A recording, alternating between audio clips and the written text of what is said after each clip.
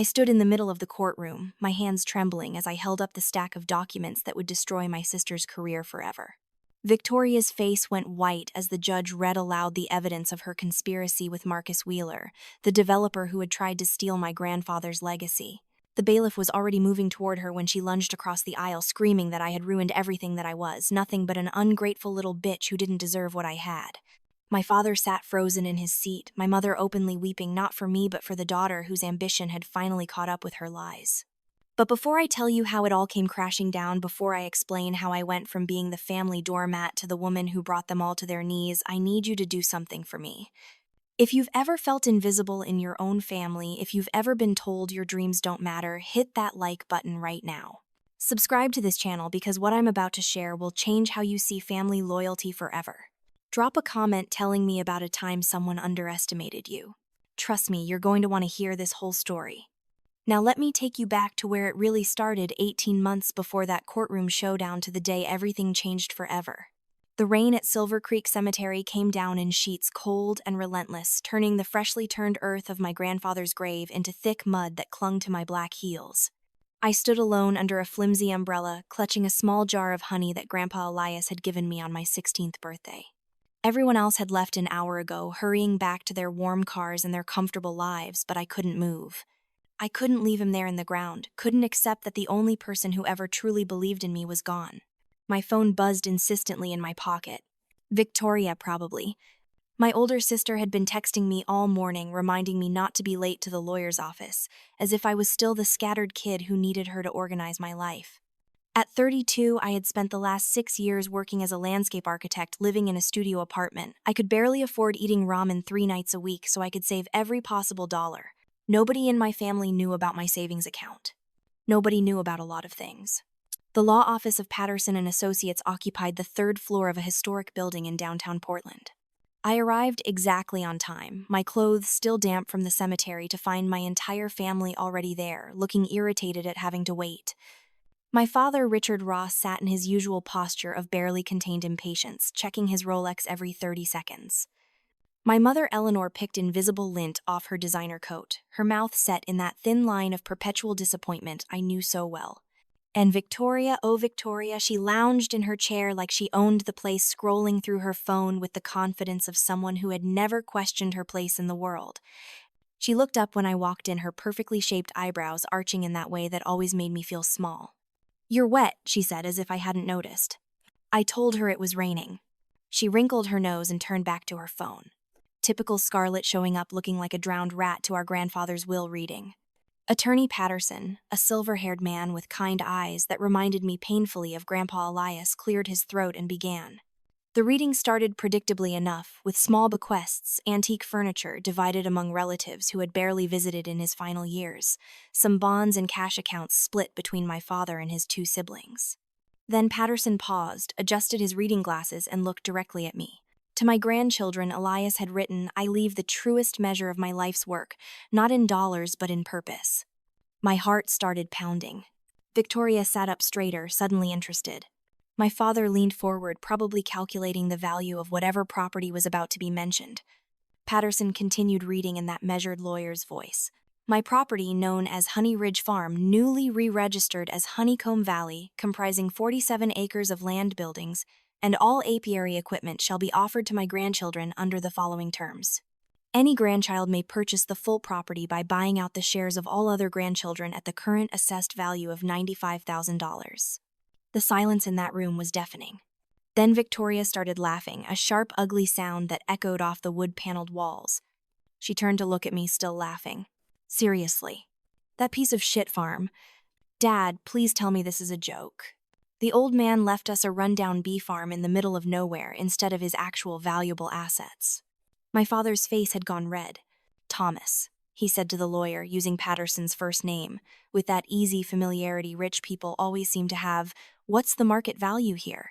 What's the property actually worth?" Patterson consulted his papers. "The land is valued at approximately $160,000 based on recent comparable sales, but it's encumbered with environmental protection easements that your father placed on it 5 years ago. It restricts development significantly. So in practical terms, the value is accurately reflected in the $95,000 buyout figure." My mother made a disgusted sound. 47 acres he's turned into a nature preserve. How very like Elias to make everything difficult. Richard, surely we can contest this. My father was already shaking his head. We'd spend more on legal fees than the place is worth. Just forget it. We'll sell it as is to some organic farming hippie and split whatever we get. That's when I stood up. My voice came out stronger than I expected, cutting through their dismissive chatter like a knife. I'll buy it. I want to buy Honeycomb Valley. You could have heard a pin drop. Victoria actually dropped her phone. My father turned to stare at me as if I'd suddenly started speaking in tongues. My mother's mouth fell open in a way that would have been funny if my heart wasn't hammering so hard I thought I might pass out. Victoria recovered first because of course she did. She always recovered first. That was her superpower, the ability to take any situation and bend it to her advantage within seconds. I watched her face shift through the shock, saw the moment her brain caught up and started calculating. Then she leaned back in her leather chair, the expensive one that probably cost more than my monthly rent, and gave me that smile. God, I knew that smile. I'd seen it 1,000 times growing up. It was the smile she gave me when I showed her my art project in 5th grade and she pointed out how the proportions were all wrong. The smile she gave when I told the family about getting into landscape architecture school and she asked if I was sure I wouldn't prefer something more practical. The smile that said without words that she was about to expose how foolish I was being. You. Her voice dripped with amused disbelief loud enough that Attorney Patterson looked up from his papers with obvious discomfort. She let the word hang there for a moment, making sure everyone in the room was focused on me, on my wet hair, and my off-the-rack black dress that I'd bought on clearance 3 years ago. With what money, Scarlett? My father shifted in his seat, already nodding along with her, like this was a perfectly reasonable question. My mother's hand went to her pearl necklace, the one she always touched when she was nervous or embarrassed. I felt that old, familiar sensation, the tightening in my chest, the heat rising in my face, the overwhelming urge to make myself smaller, to apologize, to laugh it off and admit she was right. Victoria wasn't done. She never was when she had an audience. Your little landscape architect salary. She said it the way you'd say someone's little lemonade stand or little hobby. What do you even make 40,000 a year? She looked at our parents, inviting them to share in the absurdity. Maybe 45 with overtime. My mother made a soft sking sound. Eleanor had always hated discussing money in public, thought it was vulgar, but apparently this was different. This was saving me from my own foolishness. Victoria, honey, be gentle, she said, but her eyes were on me, worried and pitying. Victoria was on a roll now, leaning forward, her voice taking on that concerned big sister tone that made everything worse. I mean, we all know you're still paying off your student loans, Scarlett. And you live in that depressing little studio apartment in that neighborhood that Dad won't even drive through. She turned to Attorney Patterson, including him in the intervention. Have you seen her apartment? It's maybe 400 square feet. The furniture is literally from Goodwill. I helped her move in 6 years ago, and I don't think she's bought a single new piece since then. That part was true. Every stick of furniture I owned was secondhand. My couch had a cigarette burn on one arm that I'd covered with a throw blanket. My kitchen table wobbled unless you shoved a folded napkin under one leg. My bed was a mattress on a metal frame from Craigslist. But what Victoria didn't know, what none of them knew, was that every dollar I didn't spend on furniture was a dollar in my account earning interest, building towards something. Richard cleared his throat, his CEO voice coming out. Scarlett, sweetheart, I think what your sister is trying to say, and perhaps not very delicately, is that we're concerned about the financial burden here. He picked up the will, squinting at the numbers. $95,000 is a substantial sum. Even with a loan, the down payment alone would be, 20%? That's $19,000. And that's assuming you could even qualify for agricultural financing with no farming experience. Victoria jumped back in, and I could see the kill shot coming. She was building to it the way she always did in her business presentations, laying out the logic piece by piece until the conclusion was inevitable. So let's be realistic here. She started ticking points off on her perfectly manicured fingers. You make about $42,000 a year before taxes. After taxes, student loan payments, rent, utilities, food, and that sad little car you drive, you're probably taking home, maybe $2,000 a month? Buying generous. And you've been at that job for 6 years. She paused, doing mental math for the room's benefit. Even if you saved every single penny, which we all know you haven't because you still have to, eat and live, you'd have maybe 10 or 12,000 saved up. Maximum. And that's if you've been incredibly disciplined, which, let's be honest, Scarlett, you've never been great with money. Remember when you overdrew your checking account in college? Twice. I felt my father's eyes on me, saw my mother's face crumple with that particular expression of maternal disappointment she'd perfected. Attorney Patterson was looking down at his desk, now clearly wishing he was anywhere else. This was the moment. This was where I was supposed to crumble, to admit defeat, to apologize for wasting everyone's time with my ridiculous fantasy. Victoria sat back, satisfied with her demolition. "So I'll ask again, little sister." She said it almost kindly now, the victor offering mercy to the defeated. "How exactly do you plan to come up with $95,000? Because unless you've been running some kind of side hustle, none of us know about, the math just doesn't work. And even if you somehow scrape together a down payment, what bank is going to give you a $75,000 loan for a failing bee farm when you have zero collateral and zero farming experience?" The silence in that room was absolute. I could hear the clock on the wall ticking, could hear someone walking in the hallway outside, could hear my own heartbeat pounding in my ears. This was it. This was the moment I'd been saving for, planning for, dreaming about for 6 years. Every night I'd eaten ramen instead of takeout. Every weekend I'd stayed home instead of going out with coworkers. Every Christmas and birthday where I'd asked for cash instead of gifts. Every freelance landscaping job I'd taken on my days off, working until my back screamed and my hands cramped. Every single sacrifice had been for this moment. I reached into my purse with hands that were steadier than I expected. The bank statement was folded in thirds, creased from where I'd opened and closed it a dozen times that morning, making sure it was real, that the numbers were actually there. I unfolded it slowly, deliberately, and slid it across the polished mahogany table toward my father. Nobody moved. Richard picked it up first, his eyes scanning the page. I watched his expression change, confusion giving way to shock. His mouth actually fell open. "Eleanor," he said, his voice strange and tight. "Look at this." I had practiced this moment in my head 100 times, but actually doing it still made my hands shake as I pulled the bank statement from my purse. I had printed it that morning, the numbers stark in black and white. I slid it across the polished conference table toward my father. "I have $53,000 saved," I said quietly. "I can put down $25,000 as a deposit, and the Farm Service Administration has a loan program for beginning farmers. I've already been pre-approved for the remaining amount. I can close within 60 days. The statement sat there between us like a live grenade. My father picked it up slowly, his eyes scanning the numbers, the account history showing 6 years of disciplined saving. Every bonus, every tax refund, every birthday check from distant relatives I'd barely met. All of it carefully deposited and never touched. Victoria snatched it from his hands, her face going through a fascinating series of expressions as she read. Disbelief, then anger, then something that looked almost like fear. She threw the statement back at me, the paper fluttering to land on the floor at my feet. "You've been living like a fucking pauper while hoarding money. For what, Scarlett? To buy some fantasy farm life because Grandpa filled your head with his bullshit about simple living and honest work?" She stood up, looming over me in her expensive heels. "You'll fail. Within 6 months you'll be begging us to bail you out, and we won't. We absolutely will not." My mother reached for my arm, her voice taking on that wheedling tone she used when she wanted something. "Sweetheart, be reasonable. That money could be a down payment on a real house somewhere nice in the suburbs.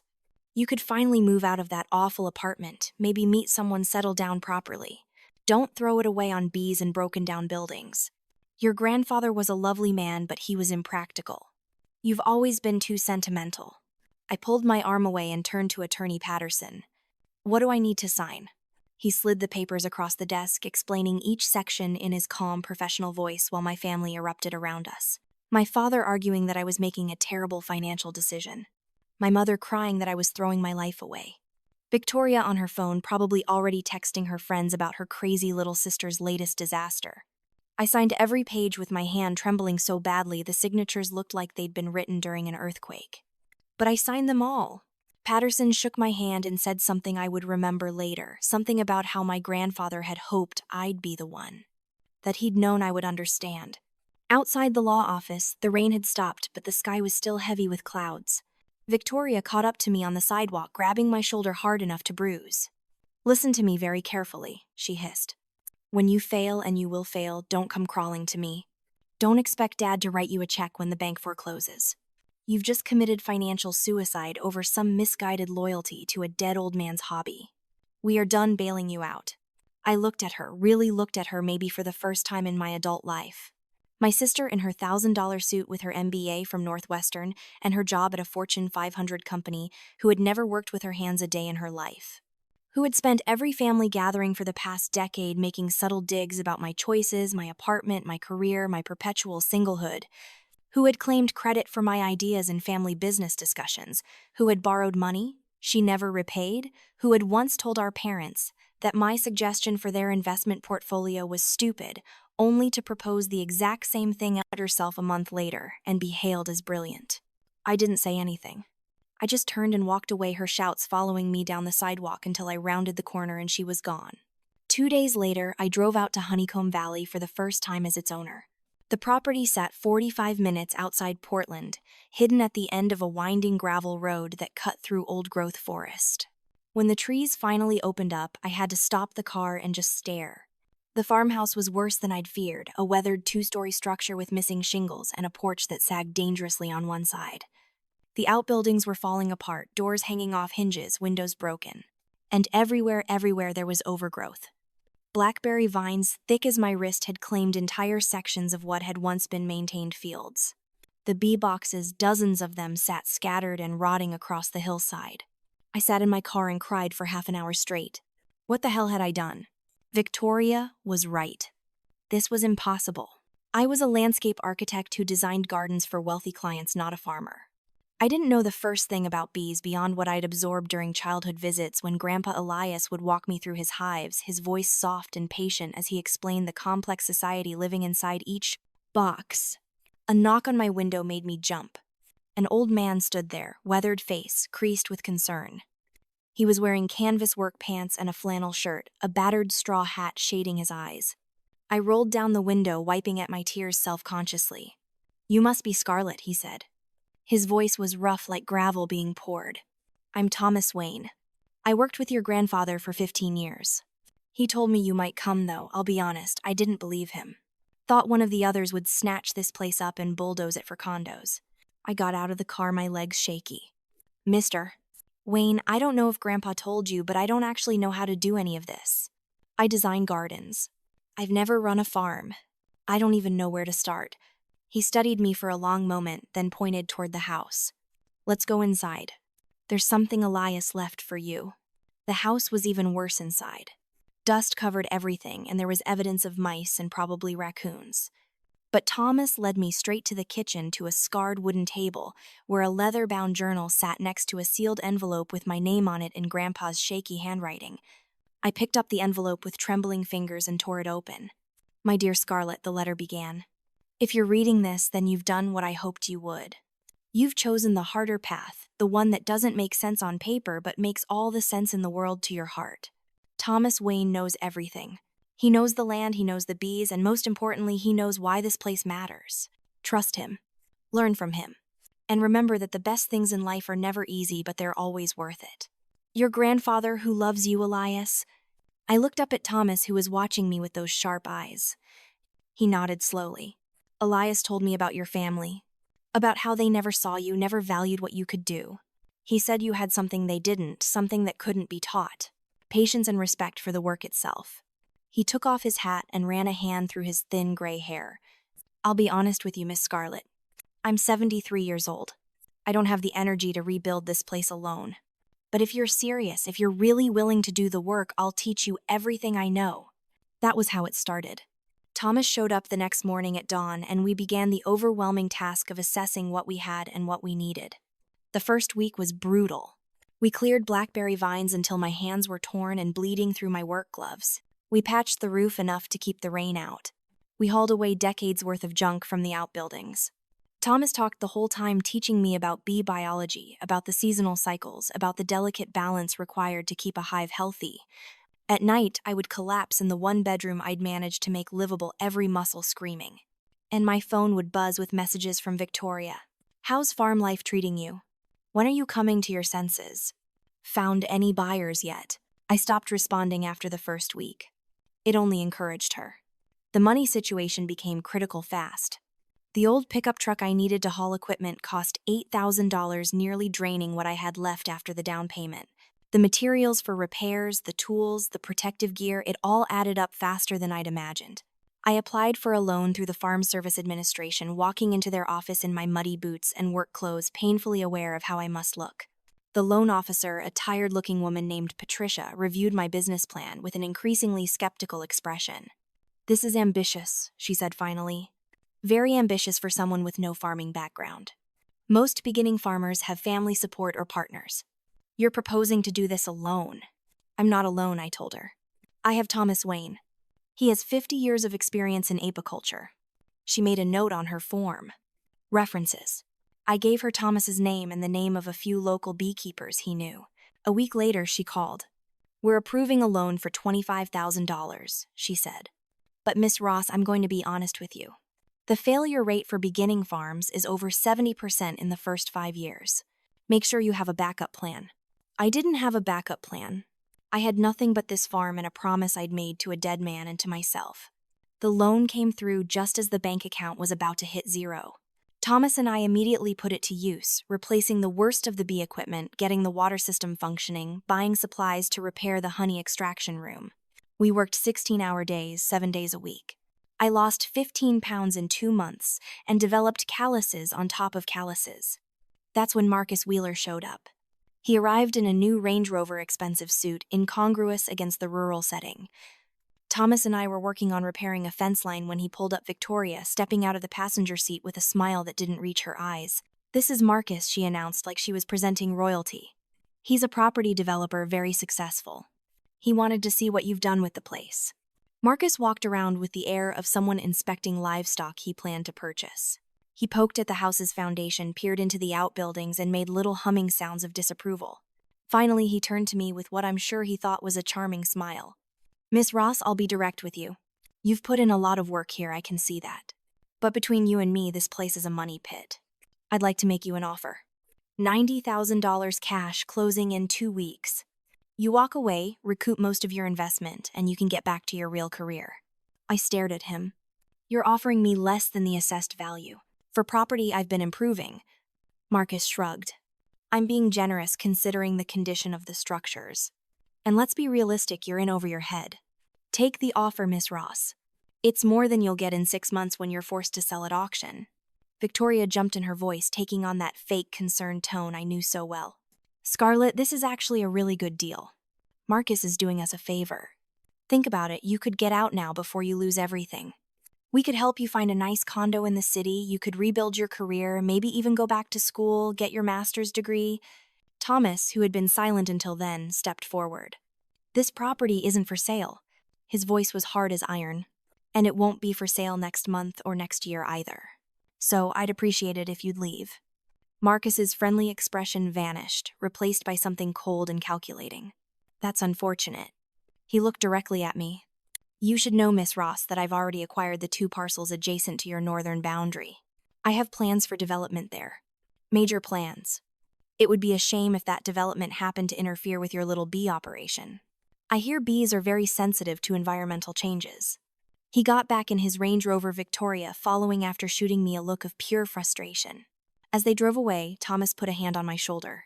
"That man's trouble. Elias dealt with his type before. They circle like vultures waiting for you to fail. Don't give him the satisfaction." But Marcus's visit shook me. That night, I went through Grandpa Elias's journal more carefully, reading by lamplight, because the upstairs wiring still wasn't fully repaired. Tucked between pages about hive management and honey harvests, I found a hand-drawn map. It showed a section of the property I hadn't explored yet, the area that bordered the National Forest land to the east. Grandpa had marked something there labeled simply Spring Source and Wild Meadow. The next morning, Thomas and I hiked up there with machetes to cut through the overgrowth. What we found took my breath away. A natural spring bubbled up from between rocks, creating a small stream that flowed down through the property.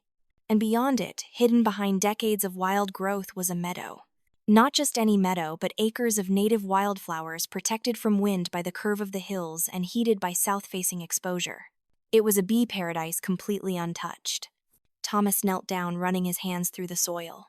This is what Elias was protecting. This is why he put those conservation easements on the property. He knew what he had here. We stood there together looking at that hidden treasure, and for the first time since I'd bought the property, I felt something other than terror. I felt hope. We moved 3 hives up to the meadow that week, setting them at the edge where they'd have access to both the spring water and thousands of different flower species.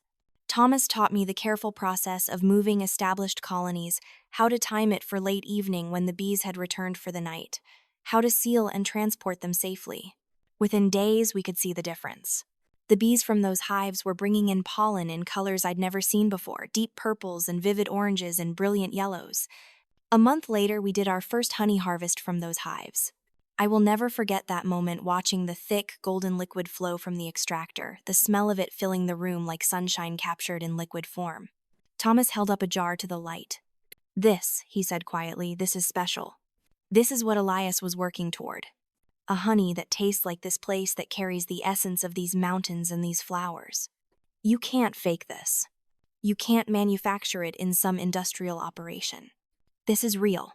We bottled 300 pounds that first harvest. I designed labels sitting at the kitchen table late at night, simple and honest Honeycomb Valley Independent, since 1974. Scarlett Ross Beekeeper. Each jar felt like a small victory, a tangible proof that maybe, just maybe, I could actually do this. I took samples to Portland farmers markets, setting up a small card table with a handwritten sign. The first day I sold 6 jars. The second day 12. By the 4th week I had a waiting list. People would stop, taste the honey, and their faces would light up. They'd ask where the bees foraged, how I maintained the hives, whether I used organic practices. For the first time in my life, I was having conversations about work I'd done with my own hands, work I actually understood from the ground up. That's when Jessica Chen found me. She was a food writer for Oregon Life and Farm magazine, doing a piece on artisanal food producers. She spent a whole day at Honeycomb Valley following me and Thomas around, taking pictures of the hives and the meadow and the old farmhouse. When the article came out 2 weeks later, my phone exploded. Orders from restaurants, from specialty food stores, from people wanting to visit the farm. The article was beautiful, a 2-page spread with photos that made even the old house look charming. Jessica had captured something true about the place, about what Thomas and I were trying to build. She'd quoted Thomas saying, "This is what farming used to be before it became just another corporate industry. This is about respect for the land, for the bees, for the work itself." Victoria called that afternoon. Her voice was tight with controlled anger. "I saw the article. Very nice publicity, Scarlett. But I notice you didn't mention that this is a family farm, that the Ross family has a history in agriculture. You're not the only one with a stake in Grandpa's legacy, you know." I pointed out that she hadn't wanted anything to do with the property 6 months ago. She made a disgusted sound. "That's because I thought you'd fail quickly and we could sell it. But now, if you're actually making money, maybe we need to revisit the family involvement angle." I hung up on her. That night, Thomas and I celebrated with cheap pizza and beer, sitting on the newly repaired porch and watching the sun set over the valley. He told me stories about Grandpa Elias, about the early years when everyone thought he was crazy for focusing on native plants and wild bee populations, instead of the commercial almond pollination circuit that was making other beekeepers rich. Your grandfather, Thomas said, knew that some things are worth more than money. He knew that once you compromise, once you start chasing profit instead of purpose, you lose the whole point. I thought I understood what he meant. I didn't, not really. Not yet. The first frost came early that year in late October, catching us unprepared. I was in Portland at a restaurant supply meeting when Thomas called. His voice sounded wrong, strained, and thin. "Scarlett, I'm at the emergency room. I think I've got pneumonia. Don't panic, but they're admitting me. You need to winterize the hives this week. The instructions are in the blue notebook in the workshop." Thomas spent 2 weeks in the hospital, and I spent those 2 weeks in a state of controlled panic, following his written instructions and calling him 3 times a day with questions. I learned more about beekeeping in those 14 days than I had in the previous 6 months. How to check food stores, how to ensure ventilation without allowing drafts, how to protect against moisture buildup that could kill a colony faster than cold ever would. When Thomas came home, he was 20 pounds lighter and moved like a man who'd aged a decade. The doctor had been blunt with him. Pneumonia was serious at his age, and his lungs had been compromised by years of smoking in his youth. He needed to take it easy, avoid stress, rest. We both knew what that meant for the farm. That's when Victoria made her big move. She called asking to meet for lunch, just the 2 of us at a nice restaurant in Portland. I should have known better, but some part of me still hoped that maybe somehow we could have a normal sister relationship. I showed up to find not just Victoria, but both our parents waiting at a table with a window view of the city. The ambush was smooth, I had to give them credit. My father started talking about how proud they were of what I'd accomplished, how they'd underestimated my business acumen. My mother gushed about the article about how all her friends had been so impressed. And then Victoria slid a leather portfolio across the table. "I've drawn up a proposal," she said, her voice warm and professional. "The Ross family apiaries. We bring Honeycomb Valley under a proper corporate structure. I handle all the business operations, marketing, expansion, fundraising. Dad provides startup capital for scaling. Mom manages the tourism and educational side. You and Thomas continue doing what you do best, the actual beekeeping. We split profits proportionally based on investment and labor contributions." I flipped through the proposal. It was comprehensive, professional, probably the result of dozens of hours of work. It was also a complete takeover. Victoria had assigned herself controlling interest and decision-making authority. I would essentially become an employee on my own farm. I closed the portfolio and pushed it back across the table. "No, thank you." Victoria's smile didn't waver, but I saw her jaw tighten. "Scarlett, don't be emotional about this. Think practically. You're struggling to keep up with demand. Thomas isn't getting younger. You need capital to expand properly. We're offering you a real opportunity here." I looked at my father, who nodded encouragingly. "It makes good business sense, Scarlett. Let Victoria handle the things she's good at. You focus on the farming side." My mother reached across to pat my hand. "We're finally taking an interest in your little project, honey. Isn't this what you always wanted? For us to see the value in what you're doing." That's when it clicked, the final piece falling into place. They didn't see the value in what I was doing. They saw the value in what I had built, and they wanted to take it. Just like they'd taken credit for my ideas my whole life, taken my college fund to pay for Victoria's MBA, taken every accomplishment I'd ever had and minimized it. This was just one more thing they expected me to hand over without a fight. I stood up, gathering my coat. This isn't a little project. It's not a hobby. And it's not available for takeover by people who couldn't be bothered to help when I was eating ramen every night to save money, when I was clearing blackberries until my hands bled, when I was terrified I'd lose. Everything. Honeycomb Valley is mine. Thomas and I built it. And we're keeping it exactly as it is. Victoria's professional mask slipped. Her voice went cold and sharp. "You're making a huge mistake. We could make this into something real, something valuable. Instead, you're going to run it into the ground, playing farmer with that old man." My father started to say something about respecting family, but I was already walking away. I heard my mother's voice rise in that particular tone of public embarrassment, but I didn't look back. Thomas was waiting in his truck in the parking lot, having insisted on driving me despite his weakened condition. "How'd it go?" he asked, though he clearly already knew from my face. I told him what they'd proposed. He nodded slowly. "Elias warned me about this. Said his family would circle back once they saw you weren't failing. He called it the vulture dance. They don't want to build something, they just want to pick the meat off bones somebody else broke." The winter was hard. Thomas's recovery was slow, and he couldn't do much physical work. I hired a young woman named Maria, who was studying sustainable agriculture at the state university. She was enthusiastic but inexperienced, which meant I spent my days teaching her while simultaneously learning myself. The financial pressure was constant. Equipment broke down. The old truck needed a new transmission. And through it all, Victoria kept calling, kept texting, alternating between offers of help and thinly veiled threats about how I couldn't manage without family support. Then Marcus made his move. In February, I received a certified letter informing me that Wheeler Development Corporation had purchased the adjacent property to the north and filed for permits to build a mixed-use development. 24 townhouses, a small commercial center, and associated parking. The construction would involve extensive grading, removal of existing trees, and installation of a large drainage system that would divert runoff across my property line. I called an environmental lawyer, spending money I didn't have. She reviewed the plans and delivered the bad news. Everything Marcus was proposing was technically legal. The drainage might be challengeable, but it would cost tens of thousands in legal fees to fight. And even if I won that piece, the construction itself would devastate the bee habitat. Heavy equipment, chemical treatments for landscaping, the sheer human activity and noise. It would destroy everything we'd built. I sat in my truck outside the lawyer's office and finally let myself cry. Not quiet tears, but huge gulping sobs that made me feel like a child again. I called Thomas, barely able to get the words out. He listened silently, then said, "Come to the hospital. There's something I need to show you." He was back in the hospital again, another lung infection. I found him propped up in bed, looking old and tired and worried. But his eyes were bright as he pulled a worn folder from his bedside table. Elias gave me this 5 years ago. Made me promise I'd only give it to you when the time was right. Inside was a complete environmental survey of Honeycomb Valley and the surrounding area. Grandpa Elias had hired specialists, ecologists who had documented everything.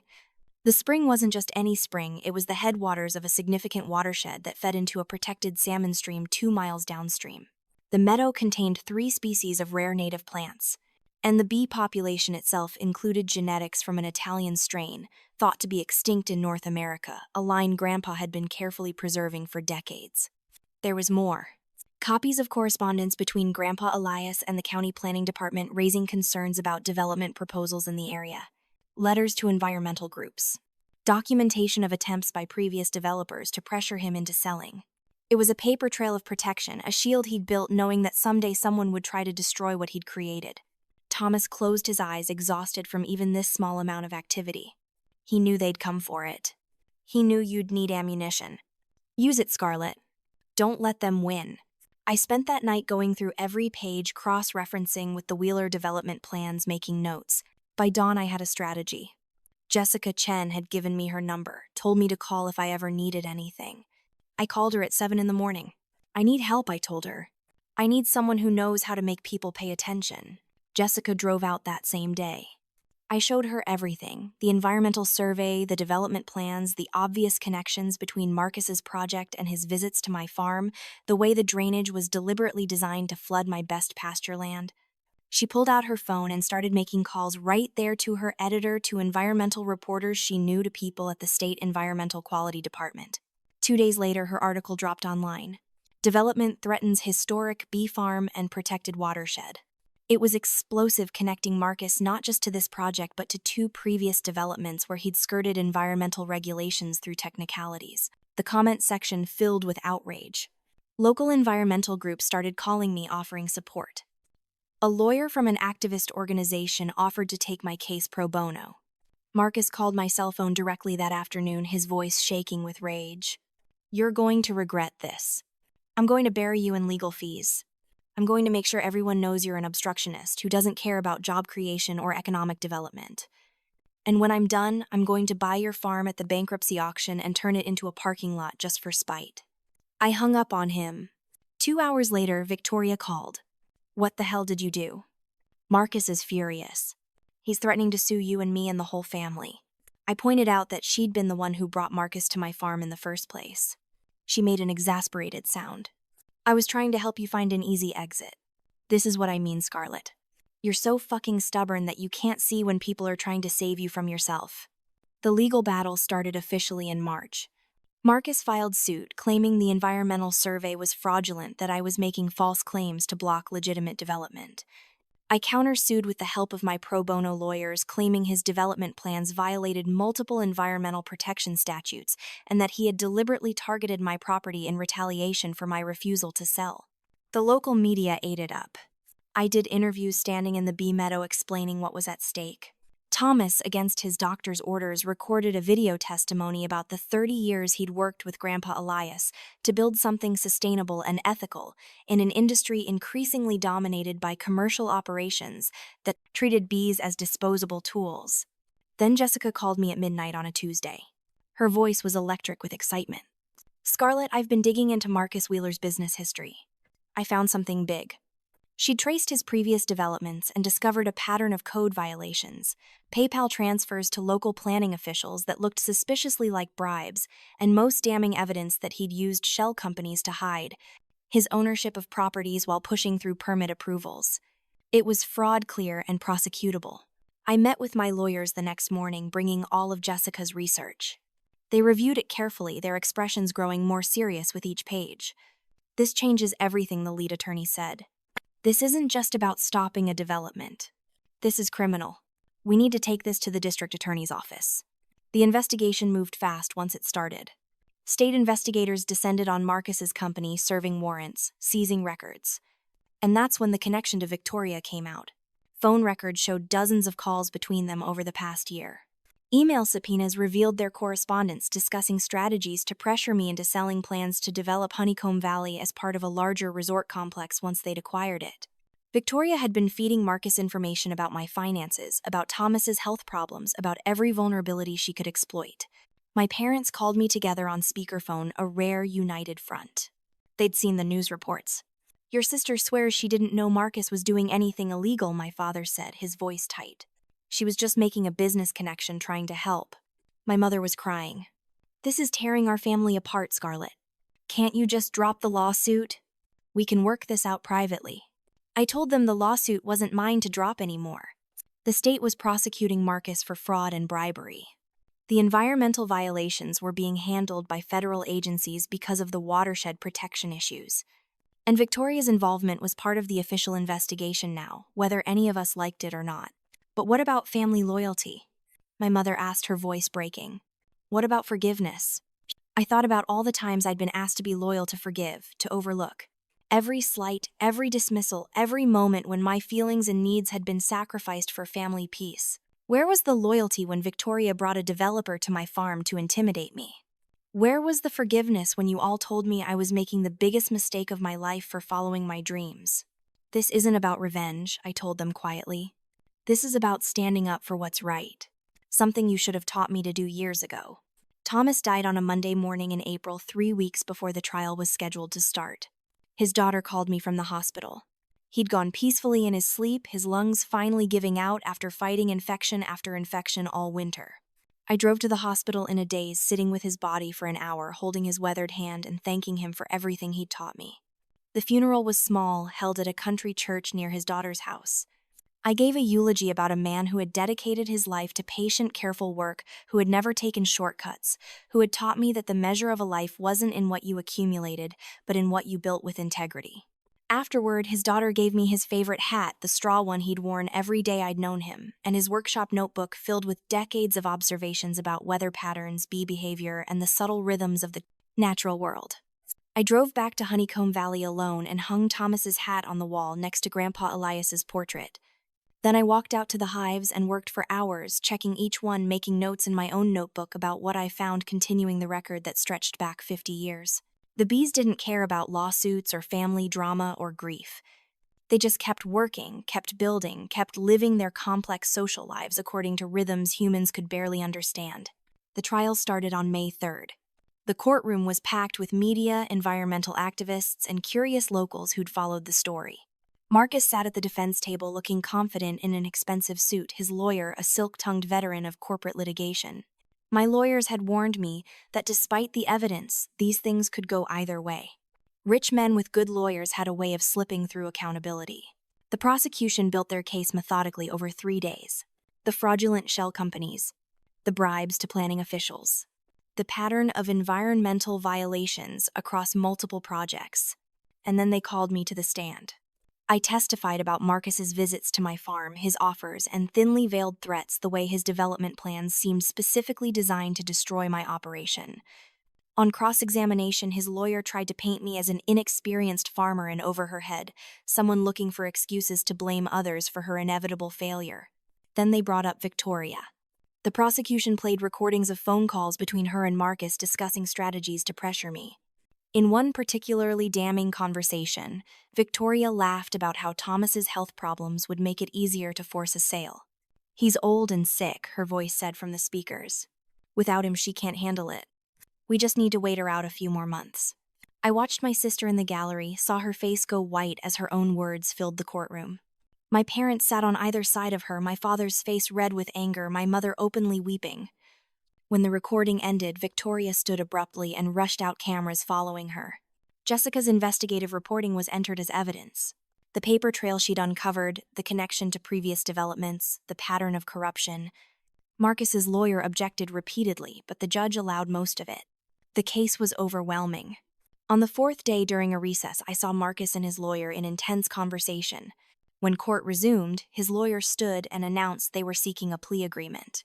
The legal resolution took 2 more weeks of negotiations. Marcus pled guilty to fraud and bribery charges, agreeing to pay massive fines and serve 18 months in federal prison. His development company was dissolved, assets seized. The property he'd purchased near my farm was sold to a land trust with conservation easements that would protect it forever.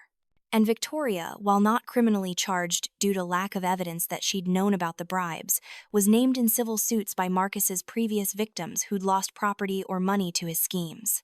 Her company fired her within days of the verdict. The news articles were brutal, painting her as an accomplice to fraud someone who'd betrayed her own sister for profit. My parents tried to rally around her, hiring lawyers for the civil cases, making statements to the press about misunderstandings and mistakes. But the damage was done. Victoria's career, her reputation, everything she'd built her identity around crumbled. I felt nothing watching it happen. No satisfaction, no vindication, just a kind of tired emptiness. I'd won, but the cost had been enormous. Thomas was gone. My family was shattered. And I was running Honeycomb Valley completely alone, now facing a summer season that would require twice the work I'd managed with help. Then, things started changing in unexpected ways. Maria, my student helper, brought 3 friends from her agricultural program who wanted to learn beekeeping. They offered to work for room board and a small stipend, treating it as an intensive summer apprenticeship. Local organic farmers reached out with offers to coordinate plantings that would benefit both their crops and my bees. The regional organic cooperative that Thomas had been corresponding with for years finally came through with a contract guaranteeing purchase of my entire honey production at premium prices for the next 3 years. Money was still tight, but it was manageable. More importantly, I wasn't alone anymore. The farm began to feel like a real community operation, with people coming and going, everyone contributing something. We repaired the last of the buildings, expanded the hives to 48 colonies, planted 3 acres of lavender that would bloom in late summer when other flowers were scarce. On a Saturday in late June, Victoria showed up unannounced. I was in the workshop extracting honey when I saw her car pull up. She looked different, smaller somehow. She was wearing jeans and a plain t-shirt instead of her usual designer clothes, her hair pulled back in a simple ponytail. She waited by her car until I came out, clearly unsure of her reception. We stood there in the afternoon sun, not speaking for a long moment. Finally, she held out a mason jar. It was honey, but not from Honeycomb Valley. The label was handwritten shaky letters that said Victoria's first attempt. "I've been trying to keep bees," she said quietly. "In my apartment complex, they let me put a hive on the roof.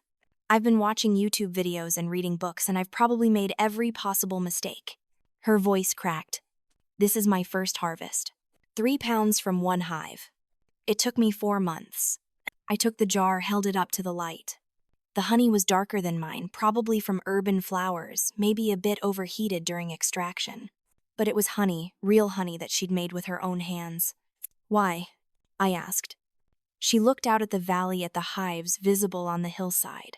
"I needed to understand. What you saw in this place, what Grandpa saw.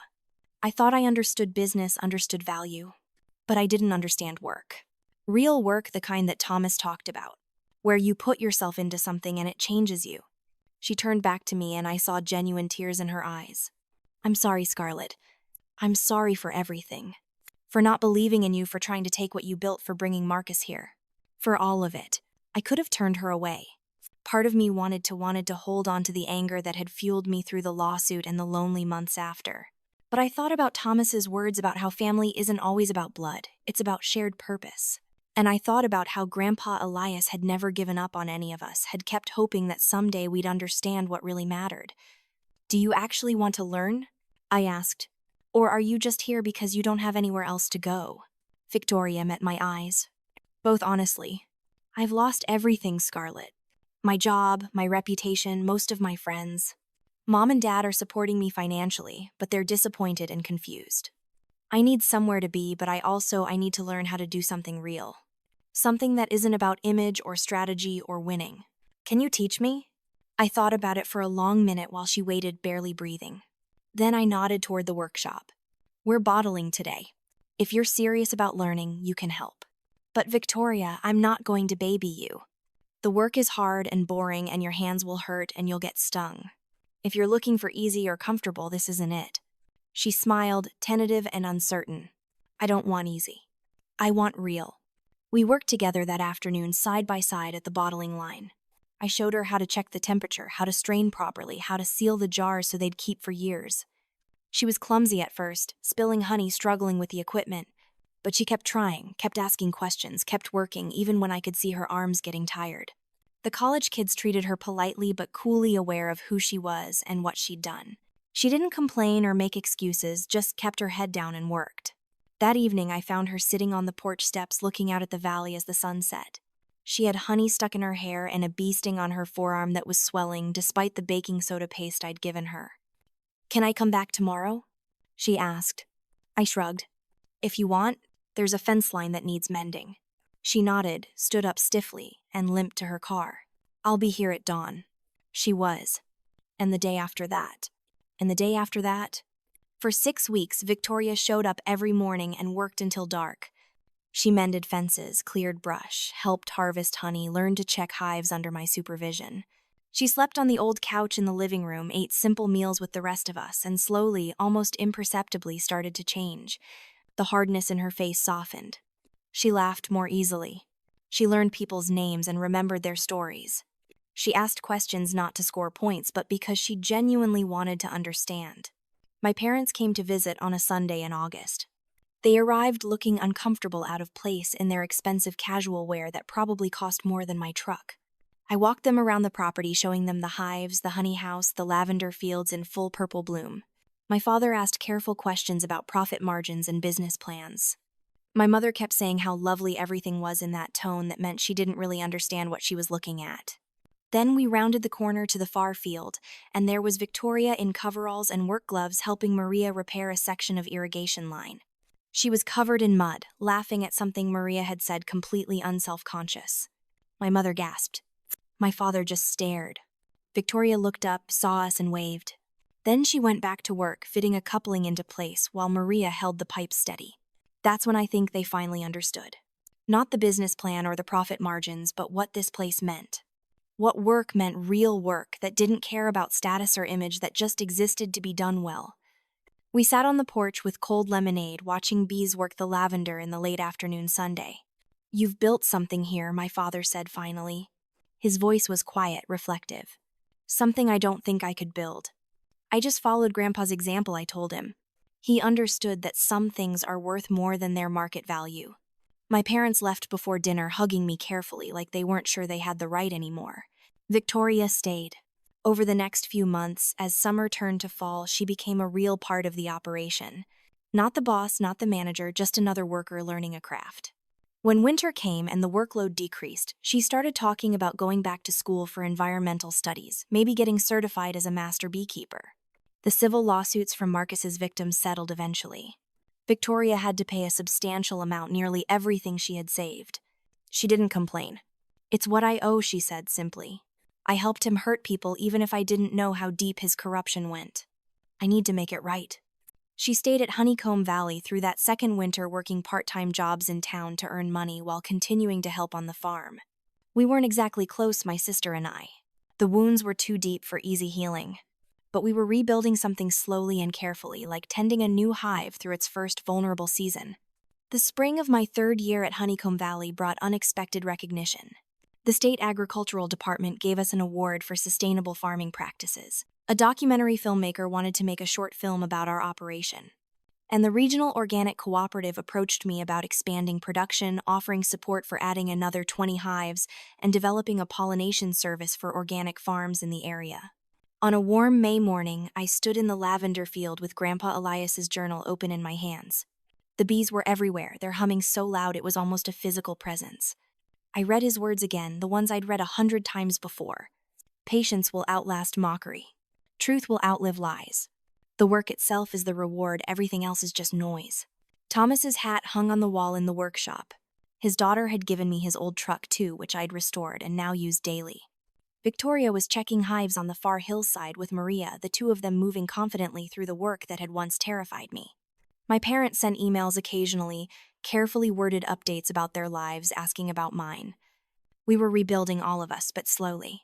Some breaks take years to mend.